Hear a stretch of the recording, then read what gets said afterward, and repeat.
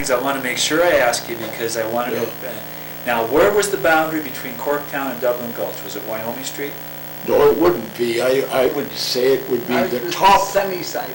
The top of Wyoming Street would still be Corktown, but you went over the hill there to the right. You go up Wyoming Street till it stops. And if you went to the right there, the next houses would be Dublin Gulch. Okay. Yeah. All right. And on Anaconda Road, it would be, you're the Anaconda Road up until the tracks. And at the tracks, those would be considered Dublin Gulch above that. The ones inside the road, Yes, not the ones on the road, not the ones on. Okay. not the ones out Yeah. on the. For instance, there was the Lynch's and the Healy's, and there was a third house across from the Anaconda Gate. And at that time, the Oases were in the company house inside the fence. Yes, yes. Then there was a row of houses up and on the right. And that's where the Johnsons and the... That would all be considered Larry. sort of the Gulch, even though not in the Gulch itself. Well, did- Hungry Hill, That was gonna above ask. the Gulch. Now, that was named after Hungry Hill on the Bear Peninsula? Yes, yes. Okay. And you know, in the novel Daphene du Maurier's Hungry Yes. Hill, I have in my copy of a little Romana Clef guide to it.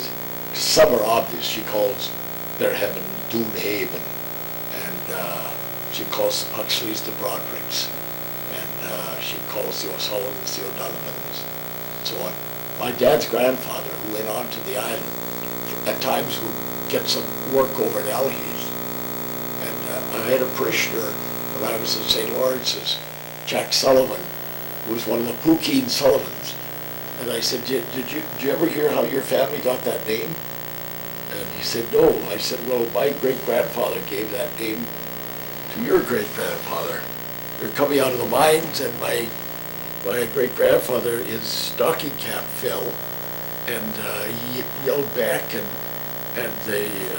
this other Sullivan dipped it in and my great-grandfather saw him do it. He dipped it in the water as a little practical joke, you know. And so At the corner of his IR. but when he spot, when they got out, my great-grandfather took his stocking cap and posted it over the face of his friend. And so from then on, they call him the Pookeen. There are a lot of English words and Irish words that are, of course, originally from the Latin. And the word for a capuche would be a Pookeen or a caubeen. Finally became to be the word for a hat. Right. Comes from capuche. Right. This would be a caubeen. Yes, that would be a caubeen. A caubeen. Okay. Yeah. Out behind your house there at the head of Wyoming, there was a couple houses. Were those for widows? Those were two that went with the house when Mom and Dad bought it. A Foley man built the house and then gave it to his brother, who was a blind man. The Foley that originally had it had at least two girls and a son that became a Trappist monk. Died just a few years ago. I'm sorry I didn't get to see him because he was exclaustrated from the Trappist to take care of his two elderly sisters in Seattle. But, and then... Irene and but the older one was school teacher, Jane. So really there are four priests connected with that house because when Father Jim English was starting St. Mary's Parish, he was at St. Patrick's, and Foley, in between the two Foleys, he let him use that house while the church was being built. So Jim English was connected with that too. I told John about Monsignor Toby English and how he was like his granduncle, not either his uncles.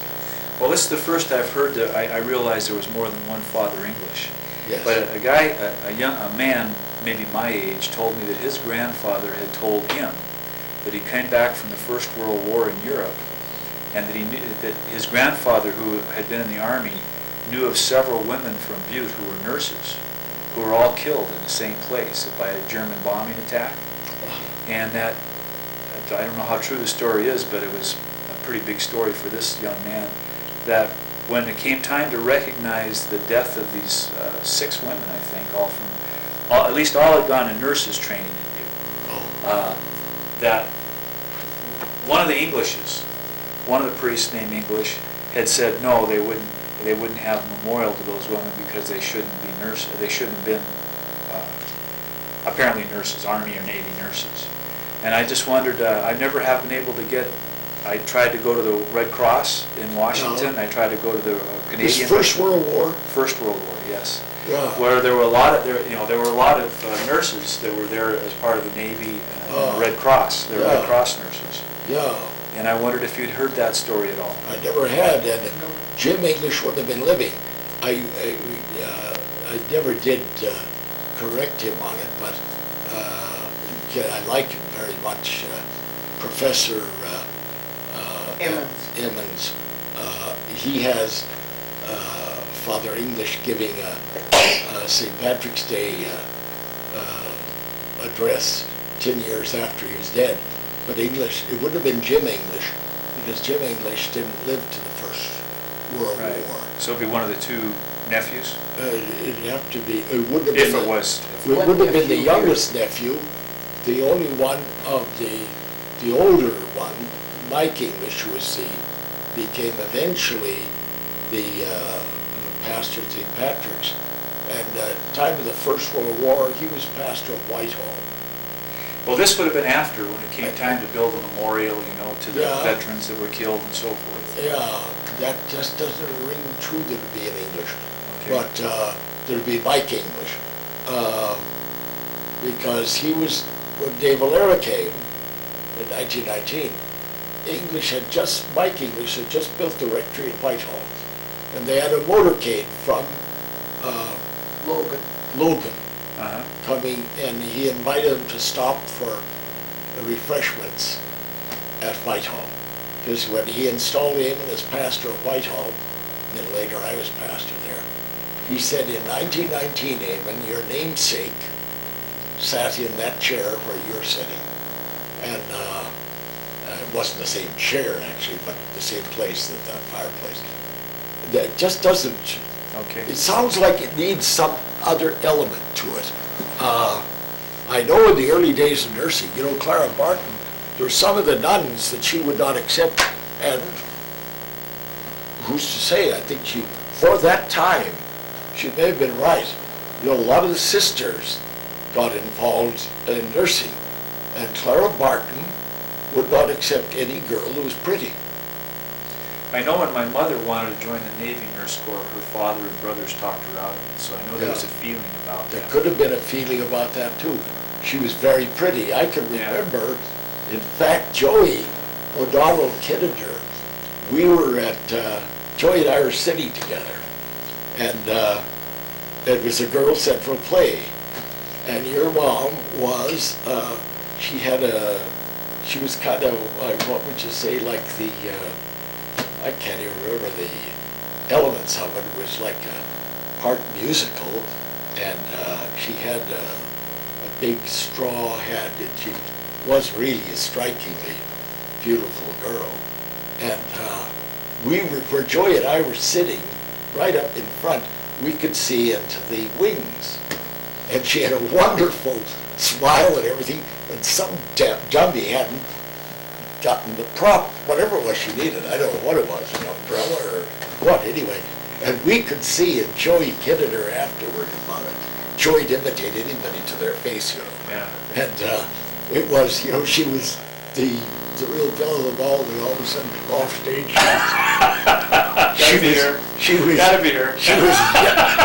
she was yelling at whoever the idiot was that didn't have the prop ready for her. And Joey Joey was such, he could insult your own family and you loved it. Yeah. I had a third cousin, Lorraine Burns Merkel Egdahl, and I was in the hospital. Lorraine was in the room next to me, and she had a terrible back problem at the time. And then when she was able to get up and come and visit me after a few days, she came into the room and she said, "Do you know what Joey O'Donnell just said to me?" And Joey had visited her. They lived across the street from each other on Woolman Street. And in the Burns family, the oldest, Gert, was very easygoing, and Father George was easygoing. And then the youngest of them was my classmate, Evelyn. She was very easygoing. But Eamon's classmate, Lorraine, she was tough. So if you brought home spare ribs or something, and they weren't just right, no matter who was the kid that picked them up at the butcher shop, the one who had to go back and chew out the guy was Lorraine. And Joey came in to cheer up Lorraine in her illness, and he said, "You know, Lorraine, my mother always said you were the meanest son of a bitch on Woolman Street, but the best one of all the Burns family." That'll do it. Great call For a compliment. Wonderful That's way to good. compliment. I wonder, Lorraine now, why was my mother named Lorraine and why was this other person named Lorraine? Is it Why something was the it Irish? popular? I don't know. The only thing that I noticed, and some of those names, like there were an enormous number of Lucinas. Named after Sister Yes, Lucina. after Lucina. If you look at the old records in St. Lawrence and so on, there was a period there, and I'm sure this is true all across the Rust Belt, wherever you had a strong tradition of parochial schools and all. You see odd juxtapositions of an early Roman martyr who was never revered back in Ireland, and an Irish name. And you know somebody named their girl after a favorite nun. You know, you see like I see. Perpetua O'Flanagan. Okay, got it. Well, Perpetua and Flanagan don't go together that way. Well, now back on the prices coming out of Pennsylvania, was there ever any connection between the Molly McGuires back there and the folks here? Any at all? you think? In this sense that I know my father had great, he felt they were much maligned, and I agree with him. I agree with you too. Because I think that they were heroic and good, and I think they were frightful martyrs, really, to labor. And you know, the story I was about to tell you, when I go off on tangents, that Frank Burns said, Father Doles preached against the plan of campaign back in Ireland, because Leo XIII condemned it. Mhm. Father Doles, the first pastor he passed, he should have shut up, because Leo XIII, Archbishop Walsh of Dublin, went down to Rome and explained to one of the cardinals that the British ambassador painted an absolutely false picture of this drive for getting tenants' rights. And the cardinal told him, you go down to Frascati, write a paper, I'll arrange an audience, and you can explain it to the Holy Father. And he did. Leo reversed it, apologized for his mistake. Same thing happened with the condemnation of the Knights of Labor. Because Leo XIII himself was amazingly ahead of his time in his encyclical on the rights of labor, in saying that workers should own the means of production. Well, that outdoes anything the socialists ever thought of. If you got a shoe factory, the people working there should own it. And he set forth excellent ideals. So it wasn't he was anti-labor, but insofar as there were secret societies were a great bane to the church. And to the early priests in the Northwest, they were too, because the Belgians saw all the trouble it had caused in Belgium, secret societies, and how much more in France. You know, that period right down to Clemenceau's time. Clemenceau was throwing one religious order after another out of France, and it was only by the skin of their teeth that a very good Carthusian was able to keep. He said the contemplative orders are drones